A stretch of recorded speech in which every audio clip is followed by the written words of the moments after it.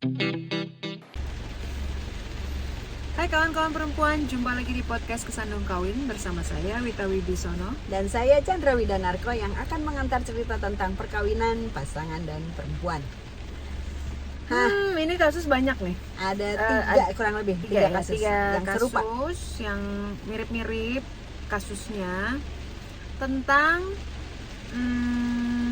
perempuan yang menemukan suaminya berselingkuh, tapi dia melabrak atau dia berinteraksi atau ngacak-ngacak lah ya. Ngacak-ngacak.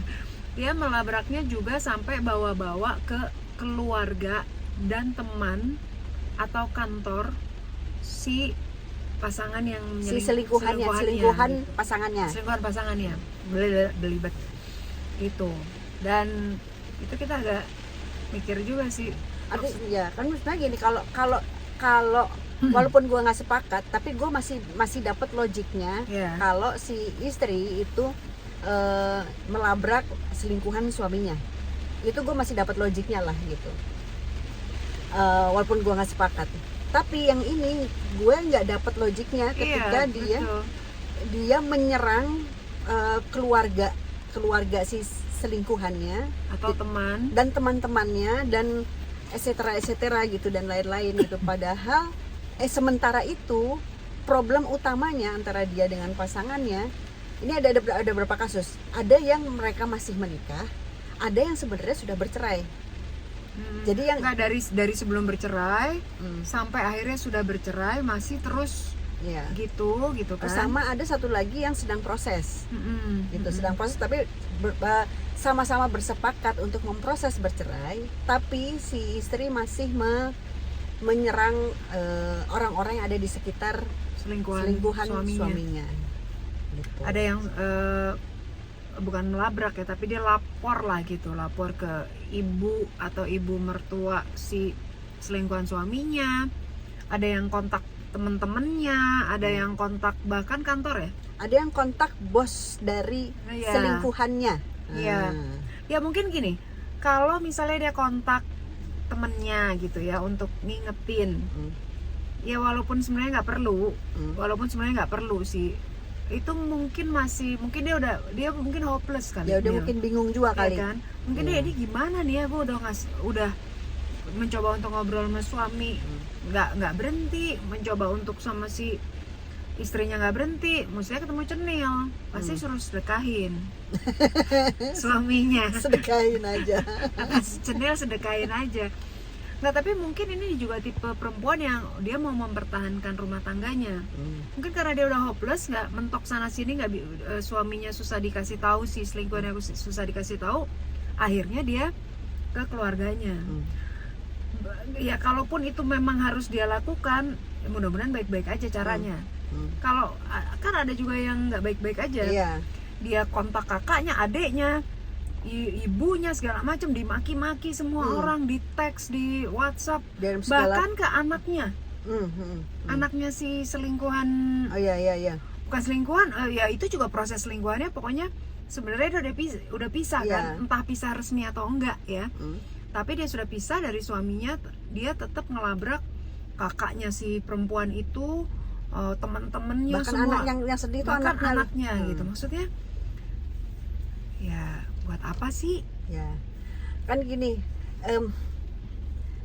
gini ya, bukan ya mencoba memahami bahwa tiap orang juga punya sakit yang sama, sakit batin yang sama gitu. Tapi sebagai sesama perempuan mengingatkan untuk yang hal-hal seperti itu, karena kan sebenarnya kalau orang-orang yang terganggu itu mau nuntut secara hukum, itu ada pasalnya, bisa ada banget gitu. Apalagi dia udah nyimpen bukti-buktinya di filing, itu ada pasalnya. Kalau ada yang bilang ya nanti gue tuntut juga adek lo atau kakak lo misalnya, ya tuntut aja, tapi gue punya tuntutan sendiri terhadap lo gitu kan. Ya kalau gue, karena gue males ya, gue tuh cuman heran, wah lo hebat ya, pada punya tenaga sebesar itu untuk ngelabrak kiri kanan itu. yang maksudnya melibatkan banyak banyak orang. orang untuk lo ceritain semua. Betapa penuh kemarahannya gitu. Paham banget. Bos sangat sakit, tahu banget. Binder. Maksudnya gue pernah ada di situasi itu. Cuman makin karena gue mager ya, gue males banget deh. Maksudnya gini, sayangi, kalau kita punya tenaga sebesar itu mungkin bisa dipakai buat yang lain, Yang karena lebih berguna. karena sebetulnya scientifically proven energi kemarahan itu bisa meningkatkan Iya, produktivitas Iya, kita loh. betul, bisa meningkatkan kreatif. Kesandung kawin itu terlahir dari itu. Iya. Karena energi kemarahan. Karena energi kekecewaan dan lain-lain yang kemudian kami salurkan untuk Bikin saling sesuatu. bikin sesuatu, untuk saling mengingatkan kita sebagai sesama perempuan. Pun kawan perempuan ya, maksudnya kawan-kawan yang laki-laki juga gitu. Ini loh dari sisi perempuan pandangannya seperti ini gitu. Karena kan perempuan sama laki kan Pikiran juga beda. pola pikirnya kan beda, otaknya beda kan. Iya. Ya, ini juga ada kan beberapa kawan kita kan yang cowok-cowok yang juga Lampunya bagus. Iya. Cowok-cowok yang pendengar yang dari awal tuh dengerin di Spotify ya, dengerin kita di Spotify. Dan semua pertanyaan sama. Kenapa sih harus perempuan doang? Emangnya laki nggak punya masalah di sebuah hubungan? Loh, kata siapa nggak punya masalah? Punya, tahu. Dan Cuman laki-laki juga boleh jadi sahabat dan member kesandung kawin, banyak kita. Iya. Ya, terus dia ngomong apa itu yang cowok itu?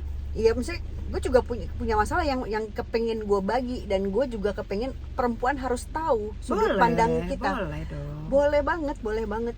Saat ini cuman karena sebagai perempuan tentu saja kami lebih tahu soal perempuan. Nah, makanya di yang lalu kami bicara dari sudut pandang laki, bukan sudut pandang laki, bicara menceritakan dari sudut pandang laki-laki gitu. Nah, kalau yang sekarang ini kayaknya nih kita mesti sayang sama diri kita sendiri. Dengan tidak membabi buta, menghabiskan energi kita untuk ngasih makan ego dan kemarahan kita. Betul. Gitu. Dengan cara menyerang orang banyak gitu, atau menyebarkan berita, atau semua orang ditemuin, atau caranya macam-macam. Ada yang semua orang ditemuin, ada yang di email, ada yang di email ke banyak orang gitu, untuk menjelekkan selingkuhan pasangannya atau yang dia duga selingkuh dengan pasangannya atau apapun itu gitu ya. Maksudnya gini, ibaratnya gini, kalau lo mau jambak aja orang yang selingkuh. Walaupun gue nggak setuju ya, tapi itu Ya, lebih bisa dimengerti. Gini, kalau lo mau jambak-jambakan aja sama selingkuhannya, kenapa keluarganya dibawa-bawa gitu kan? Tinggal gini, kalau misalnya mau keluarganya mencoba dilabrak-labrak gitu. mencoba memahami adalah gimana kalau kondisinya dibalik. Iya, betul. Kalau kita dalam posisi itu gimana gitu. Atau gini, atau kalau keluarga kita dalam kondisi itu, yang kemudian kita dilabrak atau kita ngelabrak orang lain gitu kan, nggak? Kita dilabrak gitu ya. Misalnya kalau kita Kok yang jadi dilabrak, belibet sih? ya maksudnya kalau dibalik deh, kalau kita yang digituin, kan kita itu jadi keluarganya gitu, yang kan dilabrak karena kesalahan atau teman kita atau iya. Tetangga atau Kita nggak adek tahu atau apa-apa. apa, kita nggak tahu apa-apa, tiba-tiba dimaki-maki, dilabrak-labrak Itu ini. kan jadi kayak debt collector, tau nggak? Iya, benar. Iya kan? Nah, Kayak debt collector itu, debt Nah. collector gitu. talking about yang tadi kita bahas, bahwa kita punya energi, kalau energi kemarahan bisa dialihkan, mendingan jadi debt collector, dapat commission. Itu ide menarik. Ya Itu kan? ide menarik. Itu genius. Coba. Karena Ya, karena kita nemu ada 3 kasus ya, 3 Iya. kasus yang Sama, tipikal. tipikal. Gitu. Jadi kita sampai wow, tenaganya banyak sekali gitu. Iya, kalaupun emang kelebihan energi dan marahnya masih belum kelar gitu, udah marahin selingkuhannya suaminya atau selingkuhan istrinya atau yang sedang bermasalah dengan dia, maksudnya keluarganya jangan dibawa-bawa. Karena Kecuali keluarganya duluin ya, ya, ya kan? bayangkan waktu dan tenaga yang sudah terbuang untuk itu. Mendingan Iya, benar. dipakai buat ngurusin yang lebih penting. Bener. Gitu. Ya Oke. udah. Ya itu kita saling mengingatkan aja sih. Ya kita juga kadang-kadang ada keplesetnya ya, dan tentu, kami tentu. saling mengingatkan, jangan gitu, udah jangan gitu, iya gitu. Kita nggak, Biasa. kita juga sama sih punya energi kemarahan gitu, tapi jangan ke ini deh, ke orang lain. Gitu ya. Mari bahagia. Kawin pasangan semua akan lucu pada waktunya. Bye bye. Bye.